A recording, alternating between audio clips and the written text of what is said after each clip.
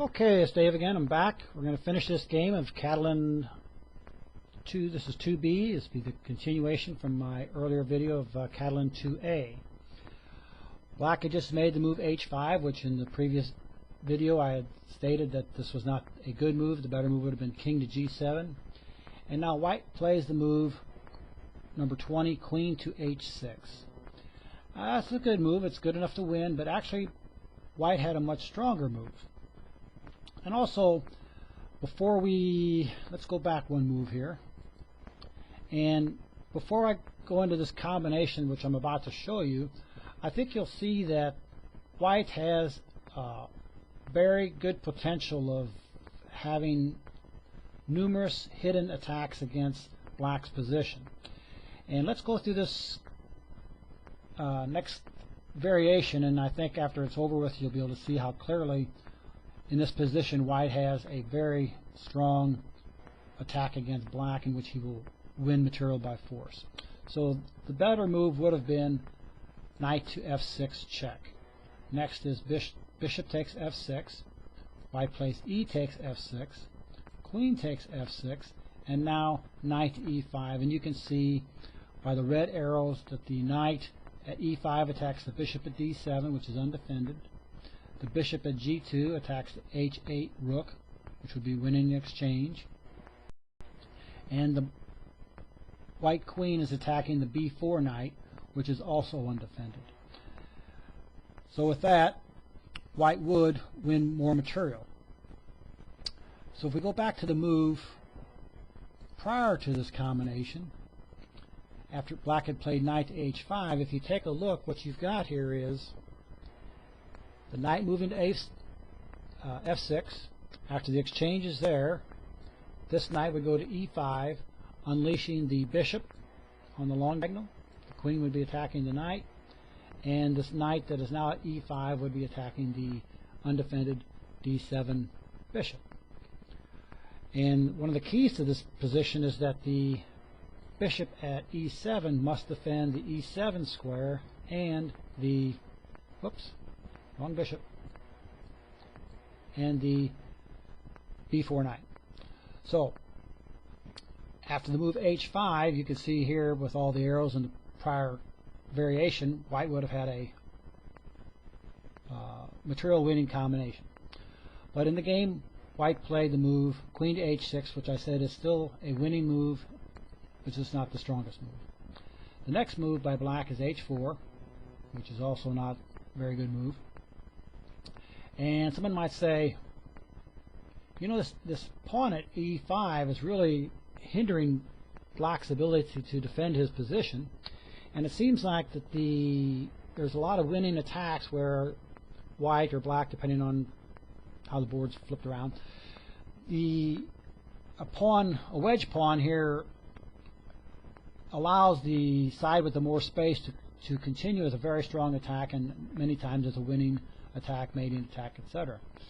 So you say, well, man, why doesn't Black try to get rid of this pawn? Well, let's take a look what would happen if Black decided to play the move 20 F6 instead of the move 20 H4. So he plays F6.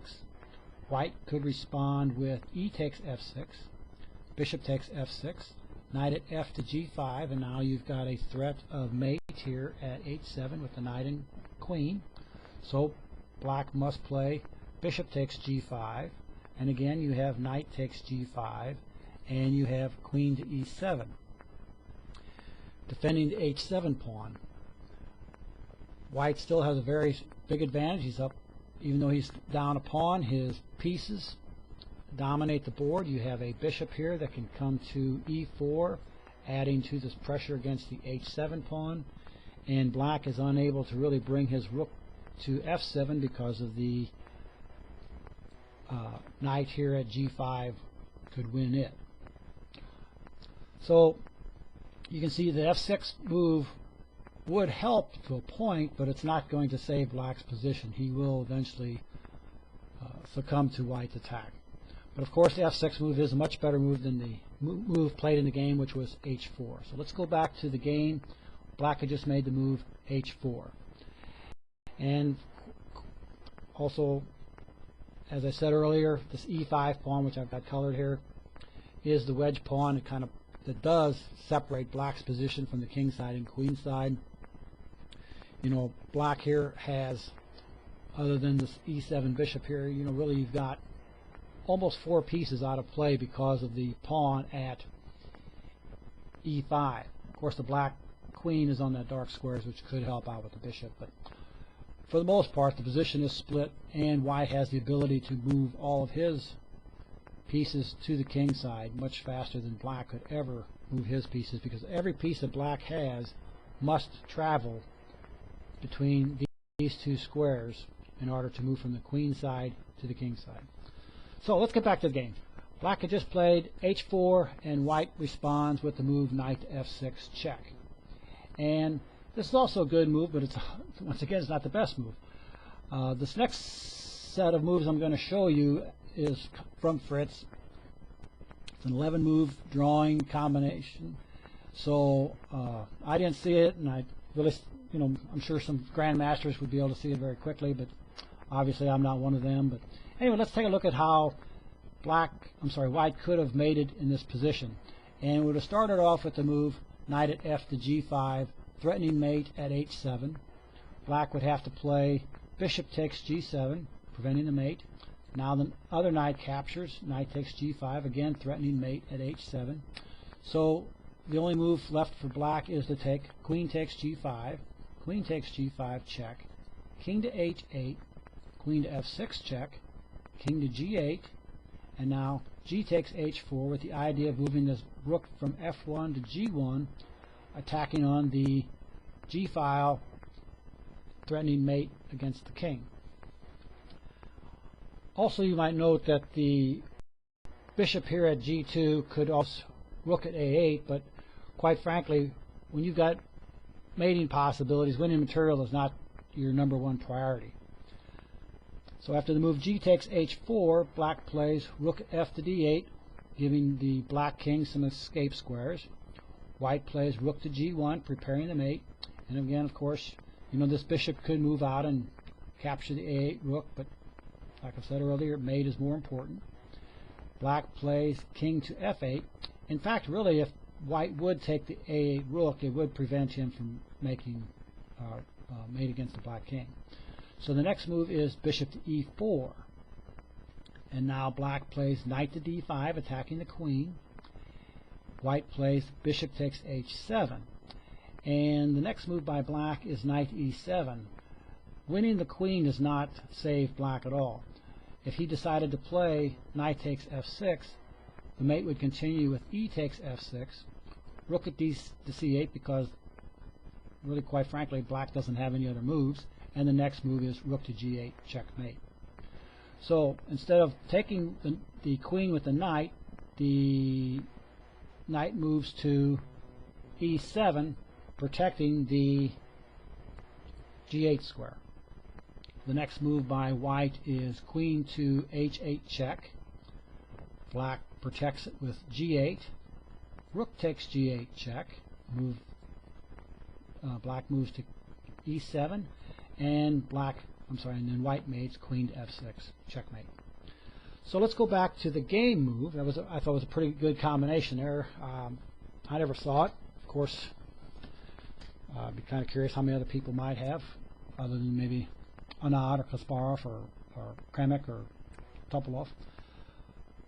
But anyway, let's go back to our game move, which was after h4. White had played the move knight to f6 check, which is still a winning move, just not the best move. Black plays knight to f6 to prevent the mate threat here, again at h7. So you can always see that, you know, when you make moves that have direct threats, you're forcing your opponent to make a move. He doesn't have many choices. He's really, like in this situation, the only move he has is a capture. So black plays bishop takes f6, e takes f6, and again you're still looking at a mate here at g7 with the queen. Black plays h takes g3. Quite frankly, what else is he going to do? Of course, he could take the f6 pawn with his queen and then losing his queen, and it wouldn't take long, and white would roll him up anyway. But anyway, black plays through. White plays, next move is f takes g3. And finally, queen takes f6. Not much else he can do. White plays queen to f6. Black plays knight to d5, attacking the queen. And now white played queen to h6. And at this point, black decided he had enough. He resigned the game. Well, I hope you enjoyed this game. I hope that you could see that black really never played with a plan. He just made a lot of moves. He made a lot, like I showed you, he made 3 moves with his bishop trying to do something. He, threatened to take a knight, retreated to try to capture the bishop, and then went back to his original square. The kingside knight of black chased around the bishop also, never really made the exchange. White finally made the exchange for him and broke open the kingside. Black missed his opportunity to possibly keep the game even by moving his king up to e7. Failed to do so.